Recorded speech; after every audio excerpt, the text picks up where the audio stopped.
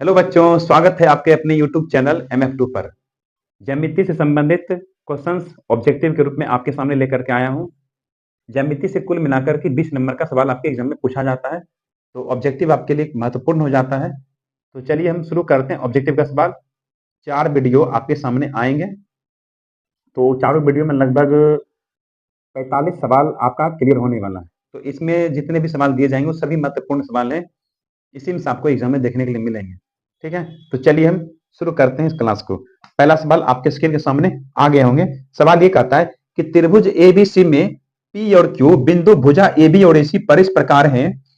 एक कोई त्रिभुज है, इसका नाम लिख देते हैं एबीसी। त्रिभुज एबीसी में पी और क्यू, भुजा एबी और एसी पर दो बिंदु है पी और क्यू।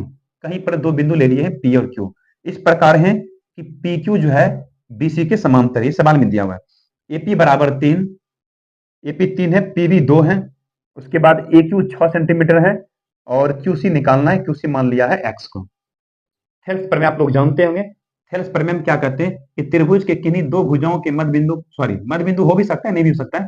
त्रिभुज में किन्हीं दो भुजाओं के बिंदुओं को मिलाने वाली रेखा तीसरी भुजा के समांतर जब होता है तो वो क्या करता है, भुजाओं को समान अनुपात में बांटता है। अर्थात इन दोनों का जो अनुपात होगा और इन दोनों का जो अनुपात होगा दोनों सेम होगा। 3/2 बराबर 6/x। 3x बराबर 6 दूनी 12, 3 चौका 12। तो ये हमारा आंसर कितना आ गया, क्यूसी का मान कितना आएगा, 4 आएगा, जो कि दिया है ऑप्शन नंबर बी। तो थेल्स प्रमेय का यहाँ पे कॉन्सेप्ट इस्तेमाल हुआ है। इंपॉर्टेंट सवाल है, एग्जाम में घूम फिर के सवाल ये देखने के लिए मिलता है। सवाल अगला है कि दो समरूप त्रिभुज के क्षेत्रफल का अनुपात। दो समरूप त्रिभुज है कोई, समझे, दो समरूप त्रिभुज, मान लीजिए क्षेत्रफल A1 है, दूसरा क्षेत्रफल A2 है। दो समरूप त्रिभुज के क्षेत्रफल का अनुपात उनके संगत ऊंचाई के अनुपात बताना है। उनके संगत ऊंचाई के वर्गों के अनुपात के बराबर होता है। ये आपको ध्यान रखना है। दो समरूप त्रिभुज के क्षेत्रफल का अनुपात संगत ऊंचाई के वर्गों के अनुपात के बराबर।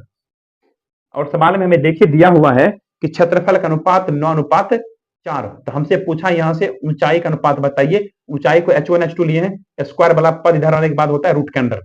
तो यहां से इसका वर्गमूल 9 का वर्गमूल 3, 4 का वर्गमूल 2, तो 3:2 आना चाहिए अपना आंसर। क्या ऐसा ऑप्शन है? तो ये ऑप्शन आपको दिखेगा विकल्प बी में। यही हो गया क्या चीज, ऊंचाई का अनुपात। तो ये चीज आपको ध्यान रखना है कि दो समरूप त्रिभुज में क्षेत्रफल का अनुपात संगत ऊंचाई के वर्गों के अनुपात के बराबर होते हैं। सवाल यह है कि त्रिभुज पी क्यू आर है, उसमें पी क्यू स्क्वायर बराबर पी आर स्क्वायर जो आर क्यू स्क्वायर। एक कोई त्रिभुज बना लीजिए, मान लीजिए त्रिभुज है ये, इसमें कहा पी क्यू, इसको मान लीजिए पी क्यू आर। तो पी क्यू जो स्क्वायर होगा पी आर और आर क्यू के स्क्वायर के योग के बराबर है। इसका स्क्वायर इन दोनों के स्क्वायर के योग के बराबर है। तो क्लियर है, ये थेल्स प्रमेय है। सॉरी, थेल्स थेल्स बोल रहा हूं, पाइथागोरस प्रमेय। ये कौन सी प्रमेय है? पाइथागोरस प्रमेय।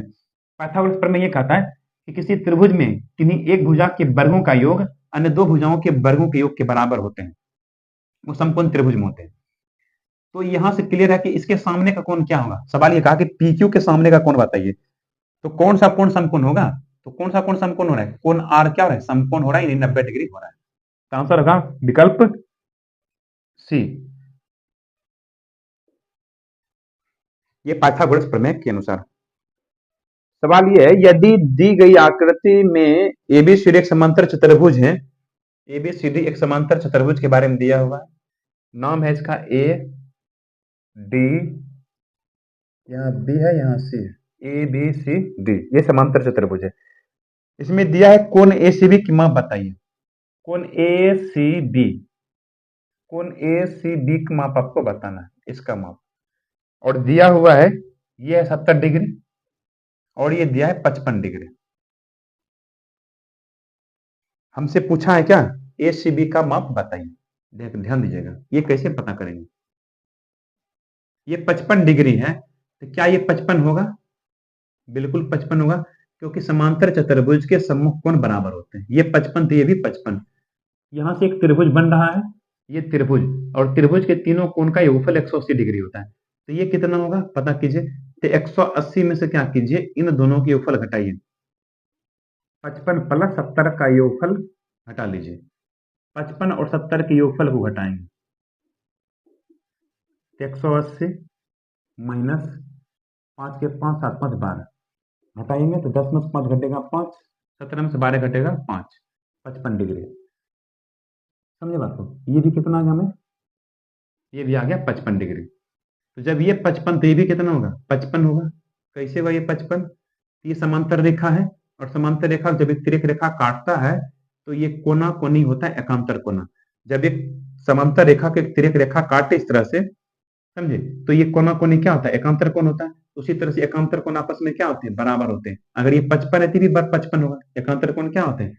बराबर होते हैं। इधर देखिएगा त्रिभुज एबीसी में, त्रिभुज ए बी सी में डी और ई क्रमशः भुजा ए बी और ए सी पर है। ये भुजा डी है और ई है, इस तरह से स्थित है कि डी समांतर बी सी। ए डी बट्टा डी बी 1/2, ए डी बट्टा डी बी यह है 1/2। तो हमसे दिया है एक और मान ए सी, ये पूरा का पूरा दिया है ए सी 27 और हमसे पूछा क्या? तो पूछा इसी का मान बता दीजिए कितना होगा। ये सब इंपॉर्टेंट सवाल एग्जाम में घूम फिर करके देखने को मिलता है। 1/2 बराबर इतना बट्टा इतना, यानी कि ए ई बट्टा ए सी 1/2। ये हमको पता करना है। ए ई सॉरी इसी पता नहीं मान लीजिए एक्स है। ये कितना होगा? ये होगा 27 माइनस एक्स, क्योंकि यहां से यहां तक 27 है, इसमें से इसको घटाइएगा तो ये बचेगा 27 माइनस एक्स।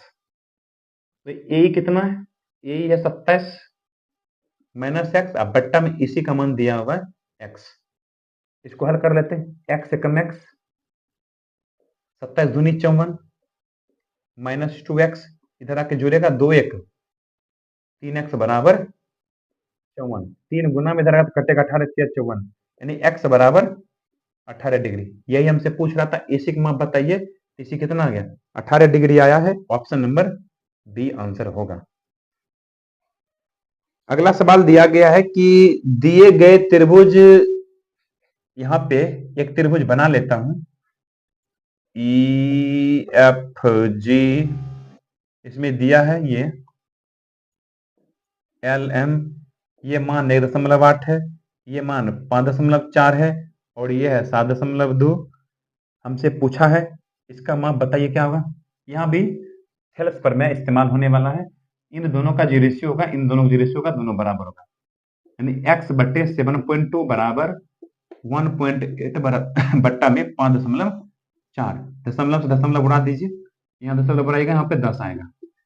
18 तिया 54, 3 से 24 तिया 72, यानी 10x बराबर 24। तो x बराबर कितना होगा? 24 ऊपर जाएगा, बट्टा में 10 आएगा, तो 2.4 अपना आंसर आएगा। तो यही एल ई का मान कितना हो गया? एल ई का मान हो गया 2.4। विकल्प डी अपना आंसर होगा। नेक्स्ट प्रश्न यह है कि ये दोनों रेखा समांतर है और एक रेखा तिर्यक रेखा टी से प्रतिच्छेद करता है। ये रेखा एल है, रेखा एम है, टी रेखा इसे प्रतिच्छेद कर रहा है और ये कोण दिया हुआ है 3a+60 और ये सॉरी ये कोण नहीं है, ये नीचे वाला कोण है, और ये कोण दिया है 4a+40। ध्यान समझिएगा, जब ये रेखा और ये रेखा समांतर है और एक तिर्यक रेखा प्रतिच्छेद करता है तो ये कोण और ये कोण कहलाता है संगत कोण। ये चीज आप 9th में पढ़े होंगे। ये कोण और ये कोण क्या कहलाते हैं? संगत कोण कहलाते हैं। और संगत कोण बराबर होते हैं। जब दो रेखा समांतर हो और तिर्यक रेखा प्रतिच्छेद करे तो संगत कोणों का जोड़ा हमेशा क्या होते हैं? बराबर होते हैं, अर्थात ये कोण और ये कोण बराबर होंगे। 3a+60 बराबर 4a+40, +4 इधर आएगा तो -4 है, 3a में से 4a घटेगा 40, +60 इधर आने पे -60, ये घटेगा तो ये होगा -20। तो ए बराबर आ गया हमारे पास 20 डिग्री। यही अपना आंसर होगा, दिया है ऑप्शन नंबर सी में। सवाल यह है कि यदि किसी त्रिभुज के दो कोणों का योग तीसरे कोण के बराबर है, यदि दो कोणों का अंतर 50 डिग्री हो तब त्रिभुज के कोण क्या होंगे? यदि किसी त्रिभुज के दो कोणों का योग तीसरे कोण के बराबर है। त्रिभुज के 3 कोण मान लीजिए, एगो x है, एगो y है, एगो z है। मान लेते हैं त्रिभुज के 2 कोणों का योग तीसरे कोण के बराबर है। 2 कोण का योग तीसरे कोण के बराबर है। सवाल में कहा यदि 2 कोणों का अंतर 50, मान लीजिए कि x और y का अंतर कितना है, 50 डिग्री है, तब त्रिभुज के कोण यानी x y z का मान हमें निकालना है। और हम जानते हैं कि त्रिभुज के तीनों कोणों का योगफल x plus y plus z बराबर 180 डिग्री। तो इस तरह से हमें समीकरण तैयार हुआ है। अगर इस समीकरण को हल करेंगे तो थोड़ा सा समय लगेगा, हल हो जाएगा। एक्स वाई जेड का मान हमें निकालना है, लेकिन इस तरह के सवाल को हम ऑप्शन से भी हल कर सकते हैं। जरा ऑप्शन में चेक कीजिएगा, क्योंकि ऑप्शन में ही एक्स वाई जेड का मान हमें दिया गया है। जरा ऑप्शन नंबर ए देखिएगा, ये दिया है 45, 45 और 90। ऑप्शन बी दिया है 20, 70, 90। पहले इन दोनों को चेक करते हैं, नहीं होगा आंसर तो आगे तब लिखेंगे। सवाल ये कहा कि त्रिभुज के 2 कोणों का योगफल तीसरे के बराबर होना चाहिए। ये तो बात संतुष्ट किया, दोनों को जोड़ेंगे तो तीसरे के बराबर होगा, ये बात संतुष्ट कर रहा है। फिर आगे कहा कि तीसरे कोण के बराबर है तो यदि 2 कोणों का अंतर, 2 कोणों के अंतर 50 है क्या, इनमें से किसी 2 का अंतर 50 हो रहा है क्या, बिल्कुल नहीं, तो ये हमारा आंसर नहीं होगा। अगला चेक करते हैं। सवाल ये कहा कि त्रिभुज में 2 भुजाओं का योगफल, इन दोनों को जोड़ करके क्या यह तीसरे के बराबर हो रहा है, बिल्कुल हो रहा है, बात संतुष्ट किया। फिर कहा क्या कि 2 भुजाओं के अंतर जो होना चाहिए वो कितना होना चाहिए, 50। क्या 70 और 20 का अंतर 50 हो रहा है, तो बिल्कुल 50 हो रहा है, तो हमारा आंसर हो गया ऑप्शन नंबर डी। समझ में आ गई बात है। तो इस तरह से हम लोग ऑप्शन के माध्यम से सोच लेंगे, हल करिएगा तो थोड़ा सा समय आपको लग जाएगा। सवाल यह कहता है कि त्रिभुज एबीसी में AB एवं AC के मध्य बिंदु D एवं E इस प्रकार है। एक त्रिभुज है ए बी सी, AB एवं AC के मध्य बिंदु, AB के मध्य बिंदु, बीचों बीच का बिंदु ये, इसके बीचों बीच का बिंदु ये लीजिए, और दोनों का काम मिला दीजिए। जब इसको मिलाएंगे तो क्लियर है कि तीसरी भुजा के समांतर होंगे, और तीसरी भुजा के समांतर होंगे, और समांतर के साथ साथ आधा भी होंगे। ये क्लास 9th का प्रमेय है, मध्य बिंदु प्रमेय, कि त्रिभुज में किन्हीं 2 भुजाओं के मध्य बिंदुओं को मिलाने से अगर तीसरी भुजा के समांतर हो तो वो आधा भी होता है। यानी कि ये जो BC होगा, ये जो BC होगा DE का दोगुना होगा, अर्थात DE का मान BC का आधा। DE का जो मान होगा BC को आधा कीजिएगा ना तो DE का मान आ जाएगा, यानी इसका आधा होगा ये। तो सवाल हमसे पूछा क्या है, सवाल में हमसे ये कहा गया है कि DE का मान बताइए कितना होगा, जबकि BC दिया हुआ है 8। ये अगर 8 है तो 8 बटे 2, 2 चौका 8, ये 8 था तो 8 का आधा कितना होगा, ये 4 होगा। हमको पूछा यही DE बताइए कितना, 4 सेंटीमीटर अपना आंसर होगा, जो कि दिया ऑप्शन नंबर सी में। ये मध्य बिंदु प्रमेय है। अगला सवाल का कहना यह है कि 2 समरूप त्रिभुज के संगत भुजाओं का अनुपात 4:9 है, तब क्षेत्रफल का अनुपात क्या होगा। ये तो बात जानबे करते हैं, क्षेत्रफल का जो अनुपात होगा संगत भुजाओं के वर्गों के अनुपात के बराबर होगा। मान लीजिए त्रिभुज के क्षेत्रफल A1 है, A2 है, तो क्षेत्रफल का अनुपात संगत भुजाओं के अनुपात के वर्ग के बराबर। 4 का स्क्वायर 16, 9 का स्क्वायर 81, ये अपना आंसर होगा 16:81, यानी 16 ऊपर 81 नीचा, ये ऑप्शन नंबर बी होगा। देखिएगा अगला सवाल यह है कि L समांतर M है, 2 रेखा समांतर है, L है M है, दोनों समांतर, एक तिर्यक रेखा से प्रतिच्छेद करता है। ये कोण और ये कोण दिया हुआ है, ये दोनों कोण कहलाता है अंतःकोण, और अंतःकोणों के योगफल होता है 180 डिग्री। तो 3D प्लस 50 2D प्लस 20 बराबर 180। त्रिभुज बोल रहा हूं, ये समांतर रेखा को जब तिर्यक रेखा प्रतिच्छेद करता है तो इन दोनों कोणों का योगफल होता है 180 डिग्री, क्योंकि ये दोनों कोण कहलाता है अंतःकोण। जोड़िए इसको, 3 2 5D, 50 20 70 उधर जाके घटेगा, 180 में से 170 घटाइए, 70 खाली घटाना है, 70 घटेगा,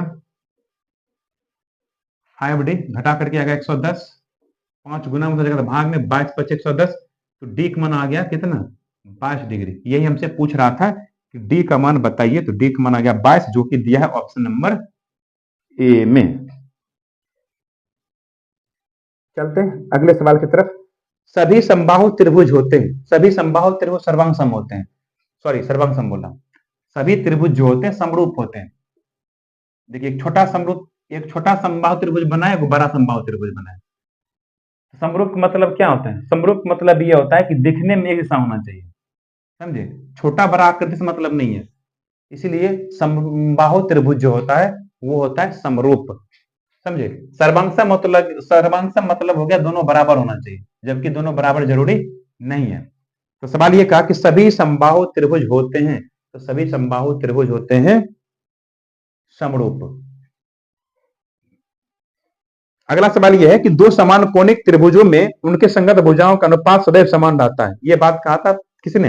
यह बात कहा था थेलस ने। तो हमारा आंसर होगा ऑप्शन नंबर सी, दो समान कोणिक त्रिभुजों में उनके संगत भुजाओं का अनुपात सदैव समान रहता है। यह बात कहना किनका है?